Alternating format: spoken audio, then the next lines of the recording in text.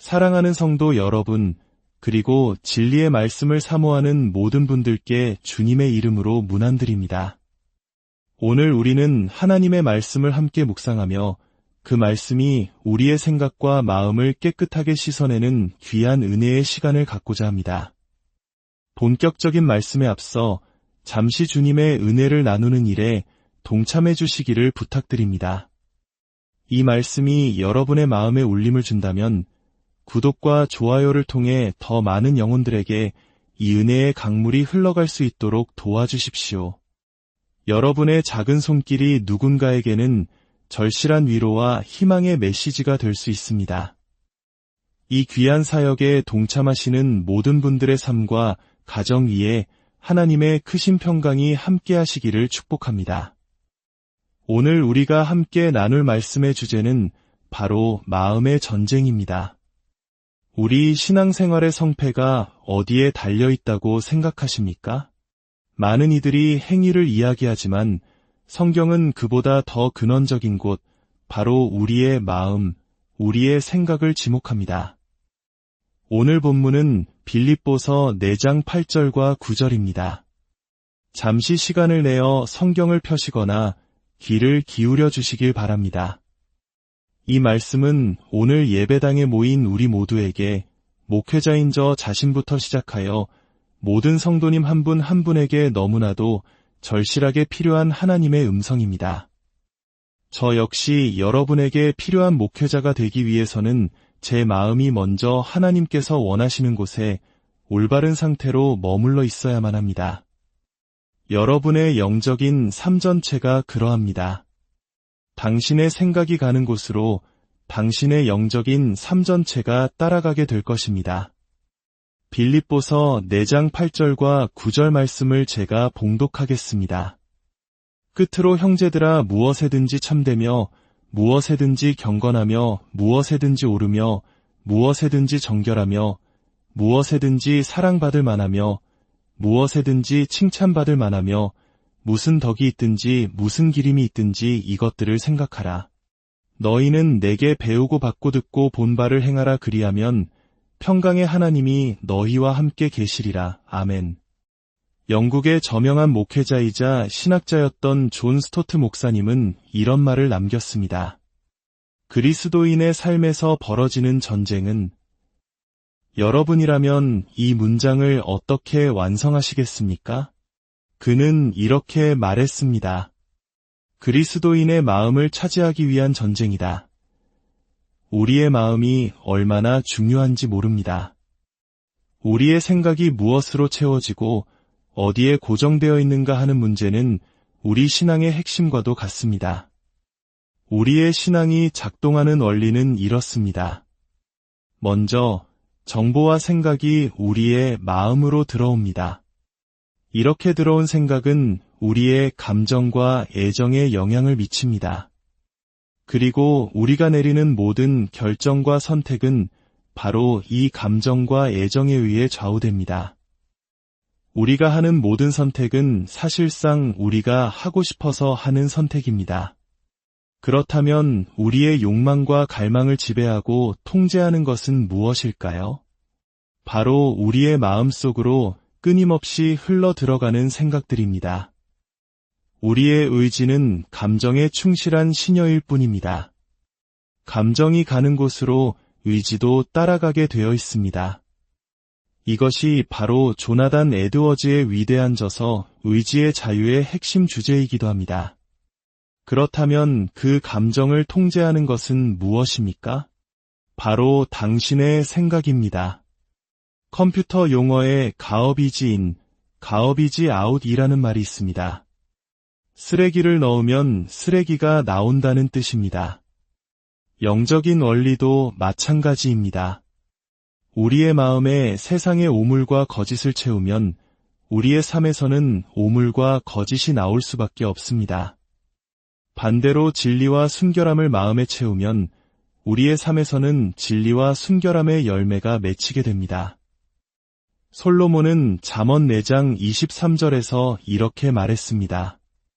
모든 지킬 만한 것 중에 더욱 내 마음을 지키라 생명의 근원이 이에서 남이니라. 그리고 23장 7절에서는 대저 그 마음의 생각이 어떠하면 그 위인도 그러한즉 이라고 말했습니다. 당신의 기독교 신앙의 실체, 그 본질은 바로 당신의 마음 속에서 무슨 생각을 하고 있느냐에 달려 있습니다. 하나님에 대한 고귀한 생각은 고귀한 삶과 예배로 이어집니다. 반대로 하나님에 대한 하찮고 왜곡된 생각은 결국 우리의 삶을 세속적이고 천박하게 만들며 심지어는 인생을 구렁텅이로 몰아넣을 수도 있습니다. 당신의 생각이 가는 길이 바로 당신의 인생이 가는 길입니다. 그러므로 우리의 마음은 신앙생활의 최전선에 있는 가장 치열한 전쟁터입니다. 로마서 12장 2절에서 바울은 외칩니다. 너희는 이 세대를 본받지 말고 오직 마음을 새롭게 함으로 변화를 받아 하나님의 선하시고 기뻐하시고 온전하신 뜻이 무엇인지 분별하도록 하라. 이 세상의 틀에 우리를 끼워 맞추지 말라는 것입니다. 세상의 사고방식에 동화되지 말라는 것입니다. 우리가 내면으로부터 변화될 수 있는 유일한 길은 우리의 마음을 새롭게 하는 것뿐입니다. 당신의 생각을 통제하십시오. 그러면 그것이 당신 삶의 방향과 당신이 내리는 모든 결정을 지배하게 될 것입니다. 예수님께서도 마태복음 22장 37절에서 가장 큰 계명이 무엇이냐는 질문에 이렇게 답하셨습니다. 내 마음을 다하고 목숨을 다하고 뜻을 다하여 주 너의 하나님을 사랑하라. 여기서 뜻이라고 번역된 헬라어 원어는 우리의 지성과 생각을 의미합니다. 우리는 우리의 생각과 지성을 다해 하나님을 사랑해야 합니다. 오늘 본문 빌립보서 4장 8절은 바로 이러한 내면의 생각, 즉 순결하고 경건한 생각을 하라는 강력한 권고입니다. 이것은 마치 우리가 무엇을 보고 무엇을 듣고 무엇을 우리 마음 안에 허락해야 하는지에 대한 거룩한 필터 또는 템플릿을 제공하는 것과 같습니다. 율법주의는 이것은 되고 저것은 안 된다는 긴 목록을 만드는 것입니다. 하지만 성경은 결코 그런 방식을 사용하지 않습니다. 대신 우리가 걸어가야 할 좁은 길의 양쪽에 세워진 가드레일과 같은 원칙을 제시합니다. 이 8절의 말씀이 바로 그 가드레일입니다. 텔레비전 시청, 영화 관람, 음악 감상, 인터넷 서핑, 잡지나 책을 읽는 것, 콘서트에 가는 것 등 우리의 일상생활 모든 영역에 적용되어야 할 기준인 것입니다. 우리가 주일 아침에 교회에 와서 경건하게 말씀을 듣고 집이나 학교로 돌아가 온갖 세속적이고 더러운 것들을 생각과 마음에 거리낌 없이 받아들이면서 나는 괜찮아, 내 신앙은 끄떡없어라고 생각한다면 그것은 큰 착각입니다. 솔로몬은 잠언에서 사람이 불을 품에 품고서야 어찌 그의 옷이 타지 아니하겠느냐라고 물었습니다. 이는 생각하는 사람이라면 누구나 그 답을 알 수 있는 수사학적 질문입니다. 불을 품에 안으면 반드시 데이게 마련입니다. 하나님의 은혜조차도 원인과 결과의 법칙을 무시하지 않습니다. 이제 본문을 좀 더 깊이 들여다보겠습니다. 첫째로, 이 말씀이 누구를 향한 것인지 주목해야 합니다. 8절은 끝으로 형제들아 라고 시작합니다. 이 명령은 특정 소수나 초신자나 남성 또는 여성에게만 국한된 것이 아닙니다. 모든 시대, 모든 장소, 모든 그리스도인, 바로 오늘 이 말씀을 듣고 있는 당신과 저, 우리 모두를 향한 말씀입니다. 우리는 하나님 안에서 한 형제자매가 되었습니다. 하나님께서는 우리가 그리스도를 영접하는 순간 우리에게 새로운 마음, 곧 그리스도의 마음을 주셨습니다. 그러므로 우리는 이 새로운 마음을 지키고 무엇이 그 안으로 들어오는지 파수꾼처럼 감시해야 할 책임이 있습니다. 둘째로, 요구되는 순결함의 기준에 대해 살펴봅시다. 바울은 우리가 생각해야 할 것들의 목록을 제시합니다. 총 8가지의 덕목입니다. 첫째, 무엇에든지 참된 것을 생각하십시오. 이는 거짓이나 허위가 아닌 진짜이며 신뢰할 수 있는 것을 의미합니다. 하나님의 기준에서 벗어난 왜곡된 생각이나 타협의 여지를 마음에 두지 말라는 것입니다. 진리를 묵상하는 것은 진정한 기독교 신앙과 경건으로 이어지지만 거짓을 묵상하는 것은 거짓된 신앙과 이선적인 삶으로 이어질 뿐입니다. 거짓을 마음에 품으면 당신의 삶이 거짓이 됩니다. 둘째, 무엇에든지 경건한 것입니다. 이는 존경받을 만한 가치가 있는 것, 고상하고 이염 있는 것을 의미합니다. 하나님 보시기에 불경한 것들에서 생각을 돌이키라는 것입니다. 우리의 마음을 세상에 저속하고 하찮은 것들에서 끌어올려 높고 고귀하며 하늘에 속한 초월적인 것들에 고정시키십시오. 그것이 우리를 아래로 끌어내리는 것이 아니라 이로 끌어올리는 생각입니다. 셋째, 무엇에든지 옳은 것입니다. 이는 하나님의 기준에 부합하는 것을 의미합니다. 마치 저울의 한쪽에 하나님의 거룩하심이라는 추를 놓고 다른 한쪽에 우리의 생각을 올려놓았을 때 균형이 맞는 상태를 상상해 보십시오. 하나님의 거룩하심과 조화를 이루는 생각, 그것이 바로 옳은 생각입니다. 우리가 하루 24시간 성경만 생각할 수는 없겠지만 우리가 하는 다른 모든 생각들이 성경의 가르침과 상충되어서는 안 됩니다. 옳은 것을 생각하면 옳은 삶을 살게 되고 그른 것을 생각하면 그른 삶을 살게 됩니다. 너무나 단순하지만 절대적인 진리입니다. 넷째, 무엇에든지 정결한 것입니다. 이 단어는 거룩함과 같은 어원에서 나왔습니다. 윤리적, 도덕적 순결함을 의미합니다. 세상의 부패에 물들지 않고 타락한 인간의 죄성으로 더럽혀지지 않은 순수하고 온전한 것들로 우리의 마음을 채우십시오. 불순물이 섞이지 않은 생각, 도덕적 타락으로 오염되지 않은 생각입니다. 순결한 삶을 살고 싶으십니까? 그렇다면 순결한 것들을 묵상해야만 합니다. 다섯째, 무엇에든지 사랑받을 만한 것입니다.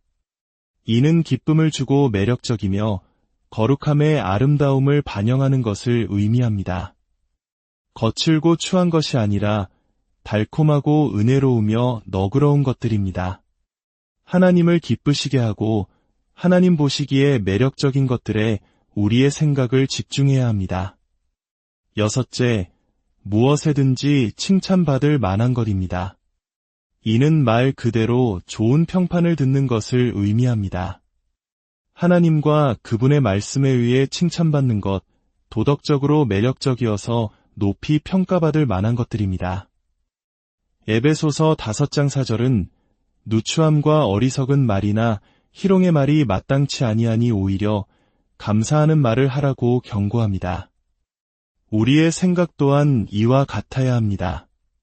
일곱째, 무슨 덕이 있든지입니다. 이는 도덕적, 정신적 탁월함을 의미합니다. 하나님의 거룩하심을 반영하는 고결한 도덕적 기준을 가진 모든 것입니다. 탁월한 삶을 살기 원한다면 탁월한 것들을 묵상해야 합니다. 시간이 지나면 그 생각이 우리의 존재 전체를 적시고 우리의 감정과 마음을 채우고 결국 우리의 의지를 올바른 길로 인도할 것입니다. 여덟째, 무슨 기림이 있든지입니다. 기림은 칭찬과 찬사를 의미합니다. 어두운 뒷골목이나 세상의 죄악된 장소에서 받는 박수갈채가 아닙니다. 전능하신 하나님의 거룩한 빛 앞에서 당당히 받을 수 있는 칭찬과 격려를 의미합니다. 바로 그러한 것들로 우리의 마음을 채워야 합니다. 만약 어떤 것이 이 8가지 시험을 통과하지 못한다면 스위치를 끄십시오. 컴퓨터를 닫으십시오. 그 책을 덮으십시오. 그 장소에 가지 마십시오. 그렇지 않으면 당신은 스스로 인생의 재앙을 초대하는 것입니다. 셋째로, 우리가 따라야 할 본보기입니다. 9절은 8절과 분리될 수 없습니다. 8절이 이것들을 생각하라로 끝나고 9절은 너희는 내게 배우고 받고 듣고 본바를 행하라고 이어집니다. 바울은 빌립보 성도들에게 자신을 모방하라고 자신의 삶을 본받으라고 말합니다. 그가 가르친 것, 그가 편지로 쓴 것, 다른 사람들을 통해 전해들은 그의 삶의 모습, 그리고 그들이 직접 본 그의 모든 삶의 태도를 본받으라는 것입니다. 이것이 8절의 말씀을 삶으로 살아내는 구체적인 방법입니다. 어떤 이들은 이것이 바울의 교만이 아니냐고 물을 수 있습니다. 하지만 고린도전서 11장 1절에서 바울은 그 이유를 명확히 밝힙니다. 내가 그리스도를 본받는 자가 된 것 같이 너희는 나를 본받는 자가 되라. 이것이 핵심입니다. 우리는 그리스도를 온전히 따르는 영적 지도자들을 본받아야 합니다. 이것이 바로 제자도입니다. 마지막으로 이 모든 것을 행할 때 약속된 결과는 무엇입니까? 9절의 마지막 부분입니다. 그리하면 평강의 하나님이 너희와 함께 계시리라. 이것은 하나님과의 화평이 아니라 하나님의 평강이 우리의 마음과 영혼에 임하는 것을 의미합니다. 하나님은 모든 평강의 근원이십니다. 우리가 그분께로부터 받지 않고는 세상 어디에서도 참된 평안을 얻을 수 없습니다. 죄가 우리 마음에 들어오는 순간 평강은 밖으로 나갑니다. 죄와 평강은 한 마음 안에 공존할 수 없기 때문입니다. 죄가 우리의 내면을 더럽히기 시작하면 평강은 짐을 싸서 떠나버립니다. 그리고 그 자리에는 낙심과 우울, 기쁨의 상실만이 남게 됩니다. 그럴 때 우리에게는 두 가지 선택지가 있습니다. 회개하고 죄를 고백하여 평강이 다시 돌아오게 하거나 아니면 더 큰 쾌락을 찾아 죄의 울타리를 더 넓히는 것입니다. 그러나 죄가 주는 쾌락은 일시적이며 그 끝에는 더 큰 죄책감과 파멸만이 기다리고 있을 뿐입니다. 사랑하는 성도 여러분, 그리스도인의 삶의 전쟁은 바로 마음의 전쟁입니다. 당신은 당신의 마음을 채우는 것과 같은 사람이 될 것입니다. 경건한 생각은 경건한 삶을 낳고 거룩한 생각은 거룩한 삶으로 이어집니다. 반대로 비천한 생각은 비천한 삶을 낳을 뿐입니다. 당신의 마음을 지키십시오. 기록된 말씀인 성경에 당신의 마음을 고정하십시오.